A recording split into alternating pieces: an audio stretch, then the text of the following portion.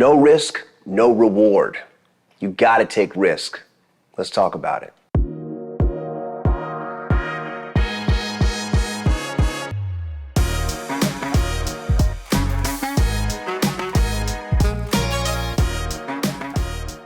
Man, let me tell you something.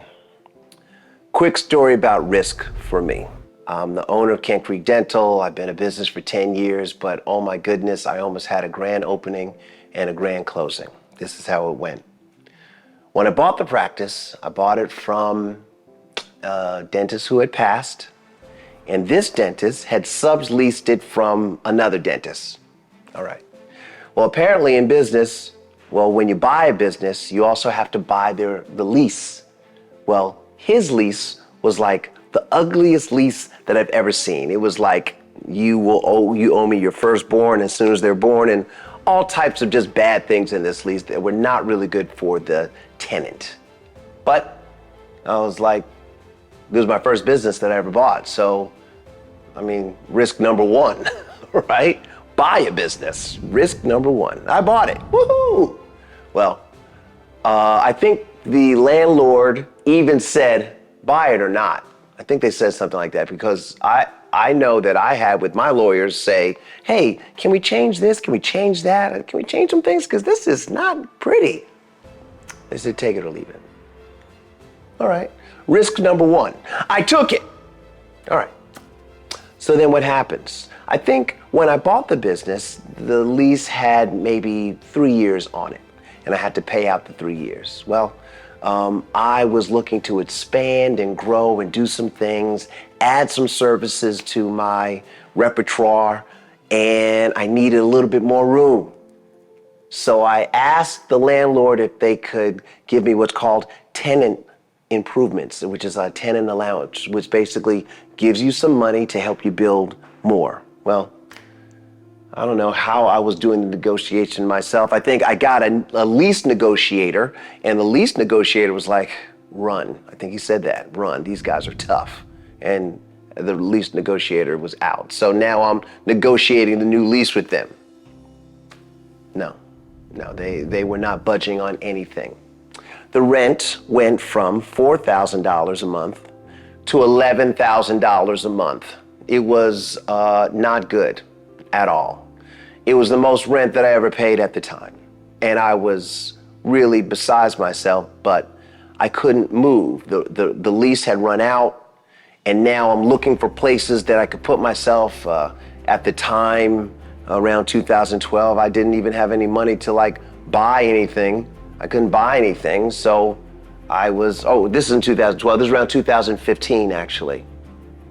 I just wasn't in the position. So the lease or the company that was my landlords, oh my goodness, they would say things like, we'll give you an answer to your question on Friday at 5 o'clock. What? Like, what? Are you serious? Really? You're gonna call me at 5? Well, I waited by the phone. I did. Oh, and they didn't call me. They didn't call me. So when it came time to actually sign the lease, they said, okay, great. Are you going to sign the lease? And I said, no, I'm not going to sign the lease. They said, oh, well, then you're going to go month to month, which is how the rent went from $4,000 to $11,000 overnight. All right. So you know what I did? I looked for a place. I stayed there for a little while, and I contemplated what I was going to do. I made a new friend. His name is Mac. He owns a bunch of Popeyes. And I had this conversation with Mac. I don't even know if Mac's gonna remember this conversation. But I'm telling him my situation. I'm saying, hey, they got my back up against the wall. I think I need to stay here until I can establish this other move and then do it.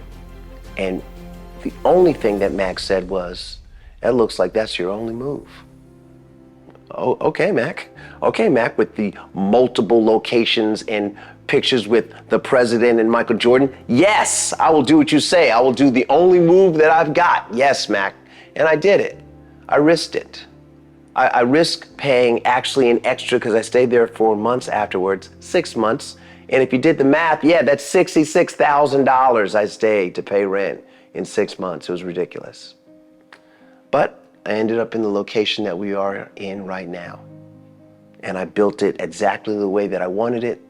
And I was able to secure a loan that paid off the rent and paid for some other things, because apparently when I said, oh, this is all we're gonna do, well then that's the only thing that existed for me. And then all of my moves were to make sure that we're gonna win.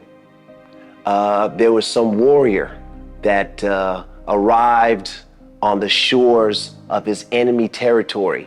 They were outnumbered like 10-1. And the leader of the warriors said, burn the boats. They said, what did you say, Captain? Burn the boats? He said, burn the ships, because there's no plan B. There's no plan B. We're going forward. And you know what? They took that beach. At 10-1, they won, because they realized that there was nothing else that was going to happen. There was nothing else that they could do in order to make their lives any better. Win or die. Okay. I think that is what you have to do, particularly when you're passionate about something. No risk, no reward. Ask any successful trader. They do not win all the time. They lose sometimes. They have great theories and great charts, and it just doesn't go the way that they want. But they have a contingency plan. Cut their losses fast. And no, they don't win every trade, but the ones that they win make up for the trades that they lost. So they have risked, and they made sure that they understood where their risk was. Was it, if I risk this $1, for risking this $1, I'm gonna get $3 more. But if I lose, I only lose $1. Oh, that's the type of risk to reward ratio I really want in my life. Business owners, people, men, women, children, we need to make sure that the risks that we take is not necessarily risking it all. No, don't risk it all. Don't risk your life. No, don't do that. Don't do that. But risk failing, risk rejection, risk not getting what you want.